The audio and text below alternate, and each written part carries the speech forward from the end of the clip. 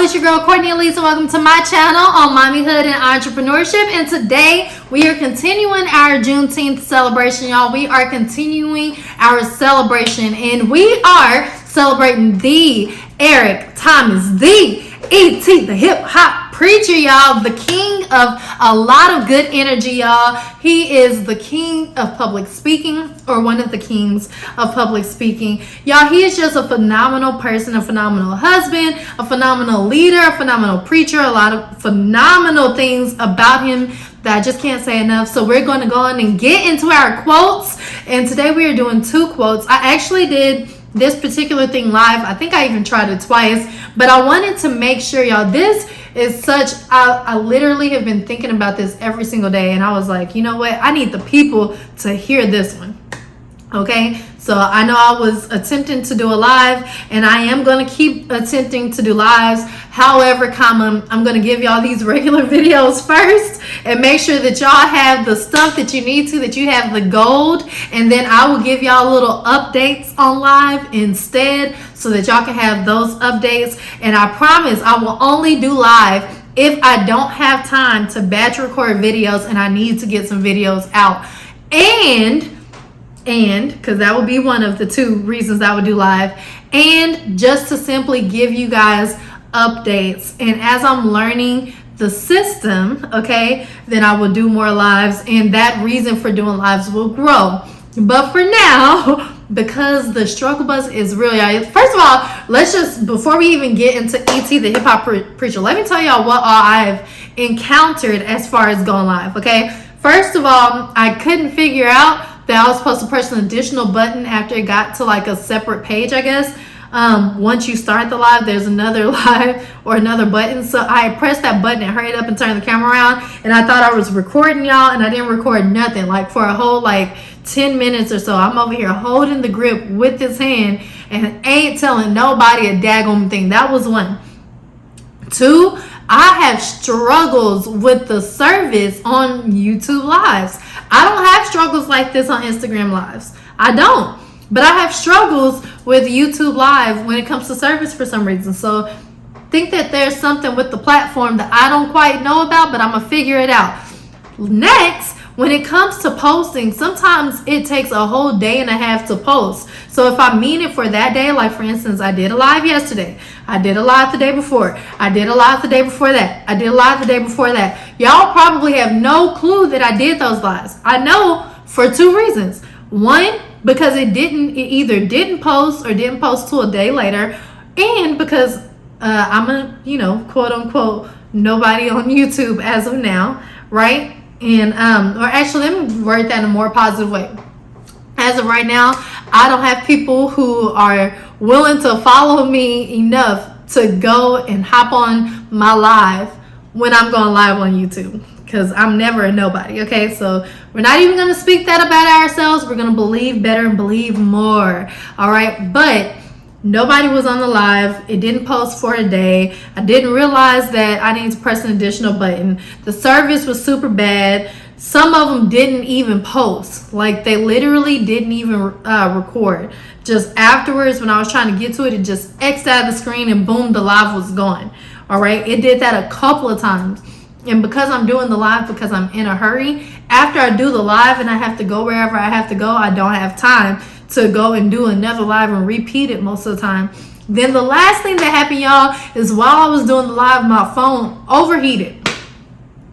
It overheated. I was sitting in the car in the parking lot before I had to go to my next client, and I did like this and started trying to do live, and then I was so proud, y'all. I finished the live. I had my makeup done, all that kind of stuff, and y'all, I turned around and it said emergency only or emergency or something, whatever it said. Pretty much let me know that I can only call out if I need to get in a hold to 911. Okay, 911 was the only people who would have been able to speak to me live. So y'all, let's get back to E.T. the hip-hop preacher. So his quotes, I actually have 2 quotes, and they're actually from 2 actual different speeches. One is it's going to be a dog fight. Okay, it is going to be a dog fight. And then the second quote that I want to pair with that was from another speech. He said, "Don't cry to give up, cry to keep going." Y'all, I am in a hard time in my life right now. Y'all have no clue. I am in a hard time in my life. I have some transitions and things of that nature, and I am trying to figure my life out. I feel like I have clients where money is coming into the business, but it don't seem like the money is making it from the business to me. It don't seem like the money is making it from the business to me. And so I'm working right now to figure out my budget and to figure those things out, because something's not adding up and something don't feel good. So either way, I am in a very, very weird space in my life right now. And because of that, I am working super extra hard to be positive, okay? It's going to be a dogfight. Life is not going to be easy. Sometimes it feels like life throws me more stones than it throws other people. But y'all, I was built for it. You were built for it. They were built for it. When I was in high school, I used to try to commit suicide. Like, let's just go on and be real and just put it out there, okay? In the other live video, I didn't really want to say it in case my son was eavesdropping. But he's at summer camp right now, and my daughter is at her daycare, so I can say it. He'll very possibly will see this later, but I used to try to commit suicide. I used to actively try to commit suicide, and what stopped me was my little sister. She saved my life, y'all. She told me that I was important, and how dare I do that to her? How dare I leave her in this situation by herself? How dare I leave her? And she went in on me. But it made me realize that there was somebody who would actually be impacted if I weren't here anymore. And up until that point, I believed that bad things were just going to keep happening to me. I believed that my life was meant to be bad. I believed that nobody loved me, that nobody cared about me, and that everybody's life would be easier without me in it. Those are the things that I consistently believed. And it's crazy because even in high school, even in middle school, I was the kind of person who tried to stay positive all the time. I believe that I am a naturally optimistic person. I naturally look for the good in things, but sometimes things can get so hard that it is hard to genuinely view the optimism. It is easy for me to give people optimism about themselves. I feel like I'm about to cry, but I'm not, if I can help it. It is easy for me to give optimism to other people. It is easy for me to encourage other people. It's easy for me to push people's lives forward, for me to push people's businesses forward, for me to push people forward as a parent, for me to give them motivation and inspiration and encouragement and instruction and all the tools that they need in order to move forward. I am super insightful. I am wise, in at least I believe myself to be wise. I've been told by other people that I am wise, and I believe that that is one of the contributions that God has given to me. Now, when you have these different responsibilities, sometimes people can get used to you being positive all the time and not think it important to have to encourage you, and not think it important to have to check up on you and to make you feel wanted and needed and loved and respected and cared for.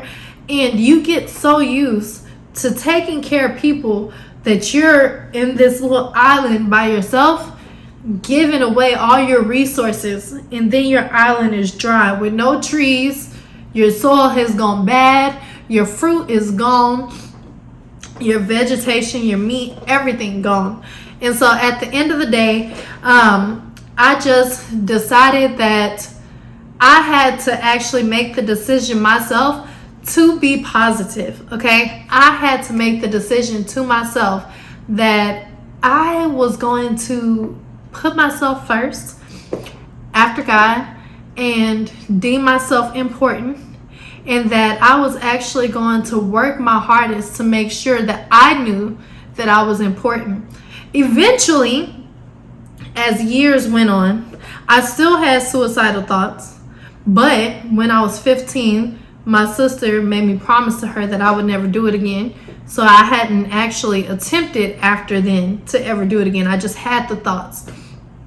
And I would just randomly wonder, like, what if this bad thing happened to me? What if this bad thing happened to me? What if I did this? Or da-da-da.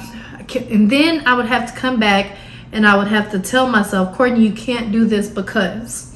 Cordnie, you can't do this because. Cordnie, you can't do this because. And y'all, I don't want this video to go out too long, but I said all of this to say, life got really hard many times. It didn't just get hard for a small amount of time. After high school, life still got hard in college. Life still got hard when I had to take care of my brother and sister. Life was still hard after I was done taking care of my brother and sister. Life was hard when I had to take care of my brother again. Life was hard when I was in an abusive relationship. Life was hard when I felt abandoned in my last relationship. Life was hard when I wasn't able to speak to my brother and sister. Life was hard when I put myself on these different isolated islands that I just kept putting myself on. Life was hard when I didn't have any money. Life was hard when I was homeless twice, at least twice actually. There were some other times that technically could have counted as being homeless, but at least twice I had long periods of time where I was homeless. And y'all, the dog fight did not end. But you want to know what did end? Was my fear of moving forward after the dog fight and during the dog fight. Okay? That's what ended. I made a reason to stay alive. Cordnie, you can't hurt yourself because of this. Cordnie, you can't give up because of this. It says, don't cry to give up. Cry to keep going. Y'all, these things hurt. Okay? Think about it. If something hurts you enough to where you want to die, to where you are willing to make yourself die, right? If something hurts that bad, chances are it's something that you're crying through. It is something that you're crying through. And it don't have to be a literal cry.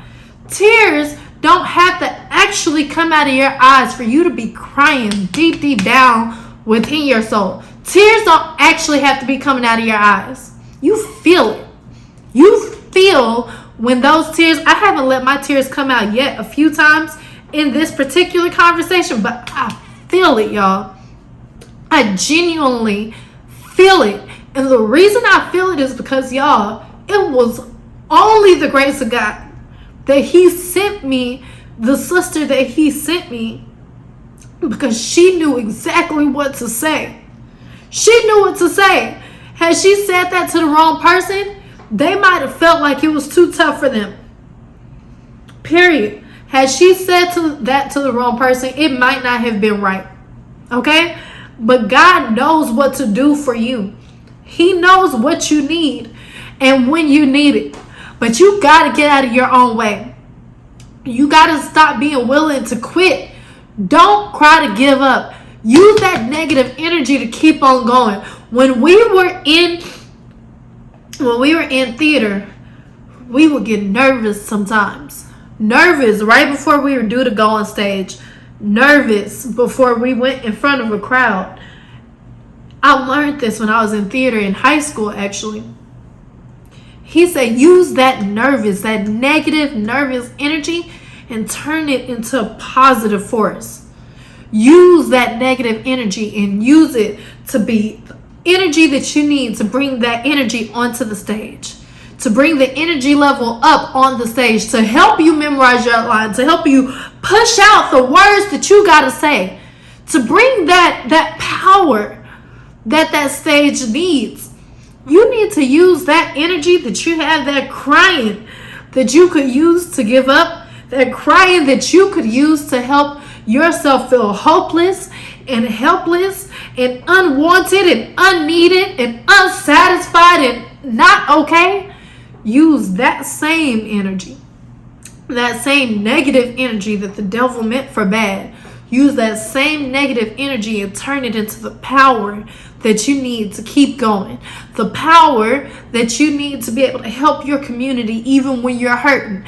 The power that you need to help yourself realize how much you're needed. Find something to live for. Find somebody to work for. And I'm not talking about working for somebody in a regular job. You can do that if that's your calling. But I'm talking about something to work for. I work because I am worth it. I have dreams and goals and aspirations and gifts and skills that God has equipped me with and put me here for. So I'm going to make sure that I spend my whole entire life seeing whatever it is that God meant for me. I work because I have 2 children who count on my success, who count on me changing their future so that they don't have to go through all the things that I went through the way that I went through.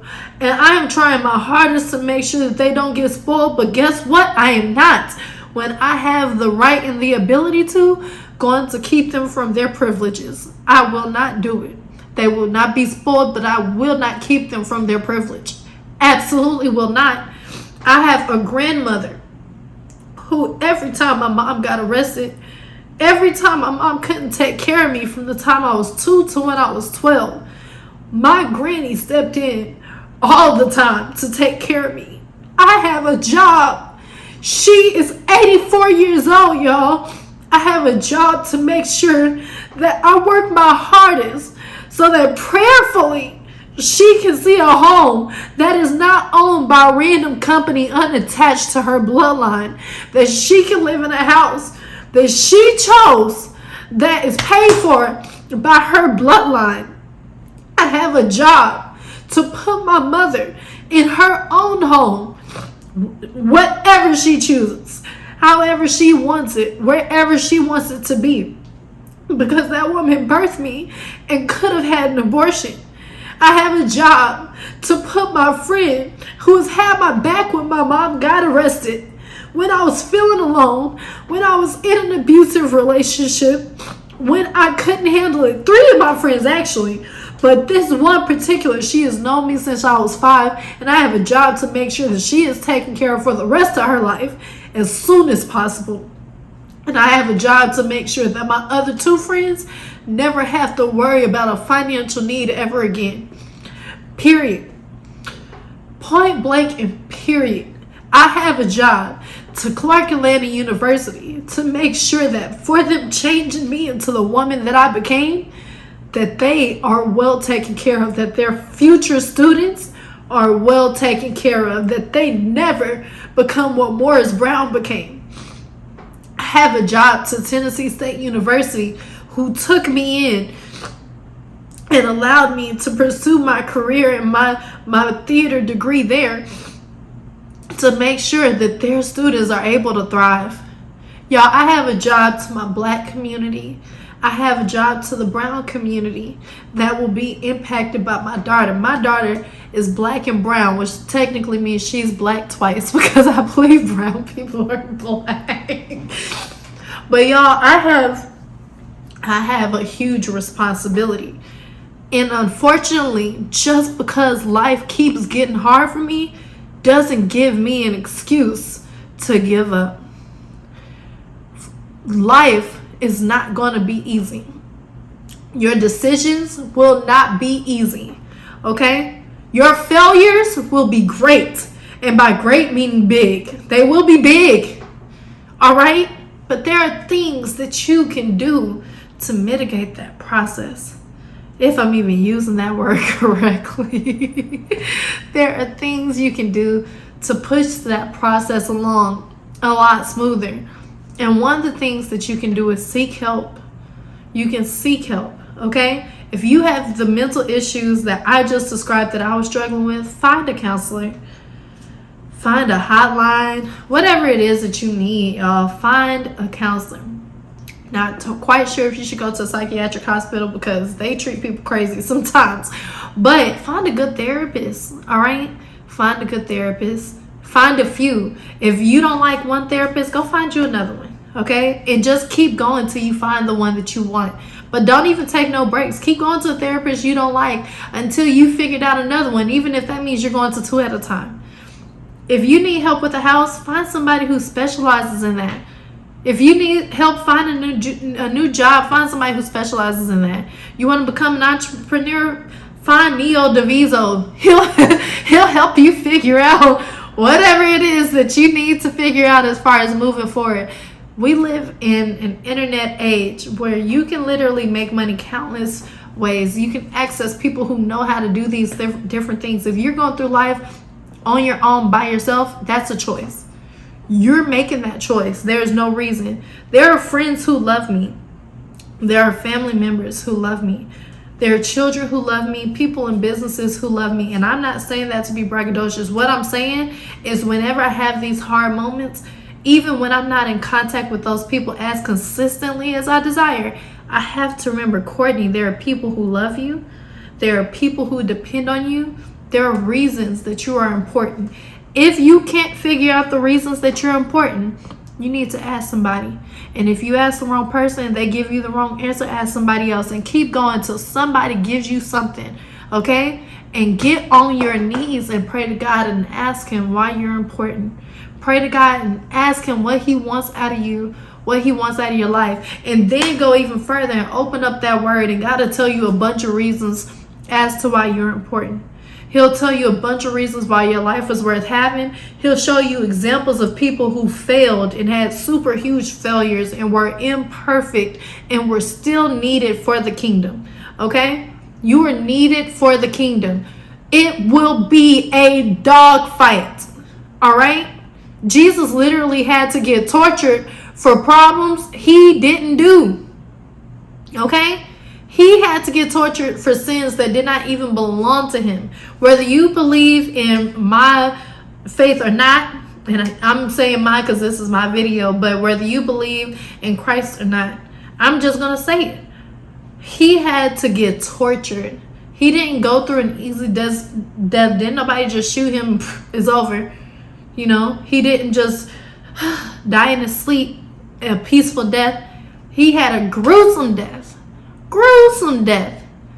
All right? So if he's supposed to be the savior, why do you think your life gonna be easy? All right? It ain't easy. It's not easy. Our flesh makes it not easy. The environment, our family and friends and situations, these things make our lives very, very hard. Hell, somebody was trying to kill Jesus before he even got old enough to really enjoy life. His life was hard. His life was hard. Okay? But that doesn't mean that you don't have reason to be here. Fulfill your reason. And then keep living and fulfill your next reason. And then keep living and fulfill your next reason. But don't cry to give up. Giving up is not an option. It's just not. Giving up, retiring, it's not an option. Suicide, not an option. If you're thinking about suicide, I want you to put whatever it is out of your mind and find a reason to live. This is Cordnie Ellese. Sorry I went on so long, y'all, but I had to, y'all, this particular quote, these two quotes, don't cry to give up, cry to keep going. And it's going to be a dogfight, y'all. When I tell you these quotes have got me through the past few weeks, they have really gotten me through the past few weeks. And so don't cry to give up. Cry to keep going, because it will be a dogfight. And I'll add to that, but you're not alone. Don't be alone. You don't have to be alone. I'll see y'all in the next video. Like, comment, subscribe, and share. If you know anybody who you think is struggling with suicide, send them this video. They might not admit it to you, but you generally know the people who are struggling on the inside. And maybe it's not suicide that they're thinking about. Maybe they're just struggling. But if you even think so, please send them this video, because God didn't allow me to experience these things just for my own whatever. He didn't. I didn't go through all the things that I went through just because I refuse to believe it. So yeah, I will see y'all in the next video. Make sure you like, comment, subscribe, and share. Ciao.